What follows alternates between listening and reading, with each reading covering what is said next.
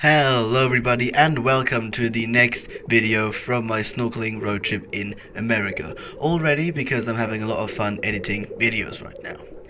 This one is about two of the clearest bodies of water in America. Yes, two of them, which is simply because we didn't find any fish in this first spot, which is Clear Lake in Oregon. But the underwater landscape in this back part of the lake was absolutely stunning, which is why I'm still going to show it to you. This was also the coldest lake I've snorkeled in so far, with a water temperature of 5 degrees Celsius or 41 Fahrenheit, which is why I had to wear 2 layers of wetsuits with gloves and shoes and a hood, all of that filled with warm water, which helped me so much I could survive a whole 20 minutes in the lake. The footage you're seeing now was recorded on the first evening arriving at Clear Lake, and it was already getting dark, so the quality isn't amazing, but you can already tell how clear the water is regardless of the pretty bad lighting conditions. But all of that changed approximately at noon of the second day, where it was of course already brighter than the evening before, and the sun even came out a few times during the dive. And right in the beginning of it we found this giant fallen tree with all of its branches covered in some kind of algae. I think it might be chara algae, but I'm not entirely sure because I didn't manage to find the specific kind of algae it is.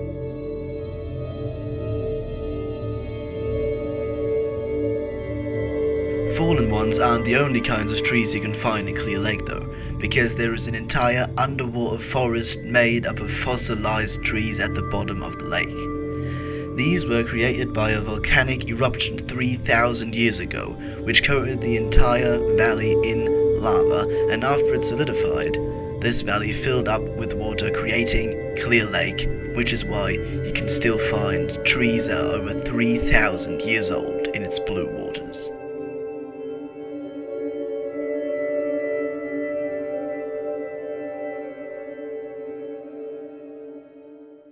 The second spot is a creek for once, specifically Spring Creek, also in Oregon. The water temperature here was ever so slightly warmer compared to Clear Lake, but even more so the air around it, which is why I was able to survive almost 30 minutes in this one. And Spring Creek was even clearer than Clear Lake itself. It is very shallow and rarely gets deeper than 1 meter. It has big flat areas with gravel and also sand, where you can often find some green algae. There are also these big, vibrant underwater meadows. I'm not actually sure what kind of a plant or algae this is, so if any of you know, please put it in the comments.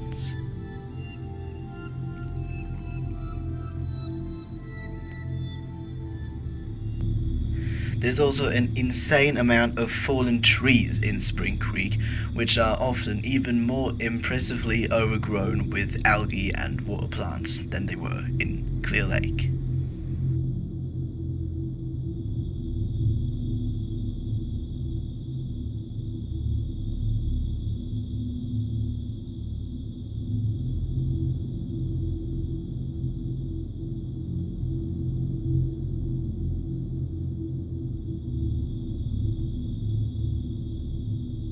And while recording this, I noticed this little blob floating past me, which doesn't make sense since rocks don't float, so I looked it up and it turned out to be a kind of Cyanobacteria which grows in these sorts of bubbly formations.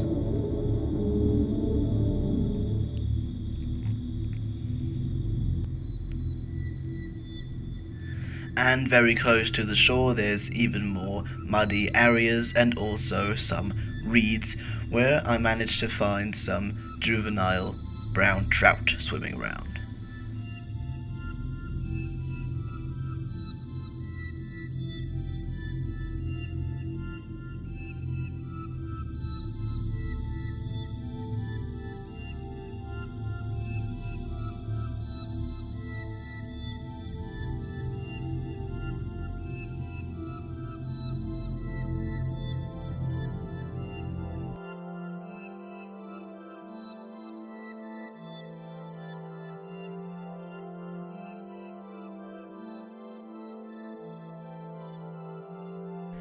And here's another one of those juvenile fish hiding underneath a big tree, where I managed to get some really good close-up footage of it.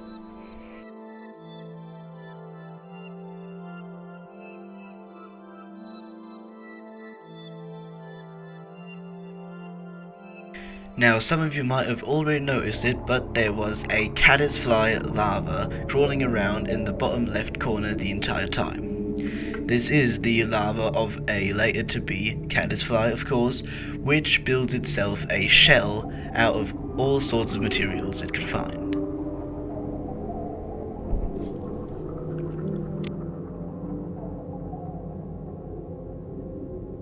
And in the last few minutes of the dive, I noticed something big swimming underneath a tree.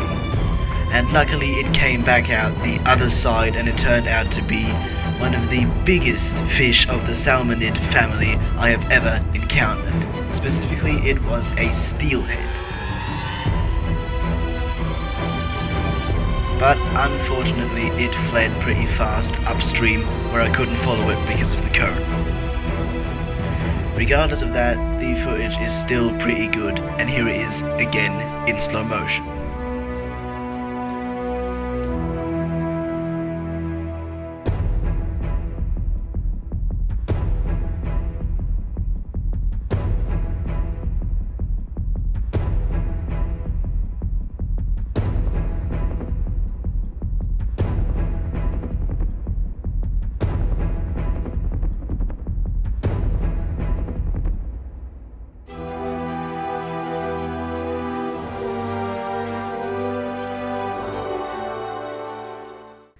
And that basically concludes the video on two of the clearest bodies of water in the US.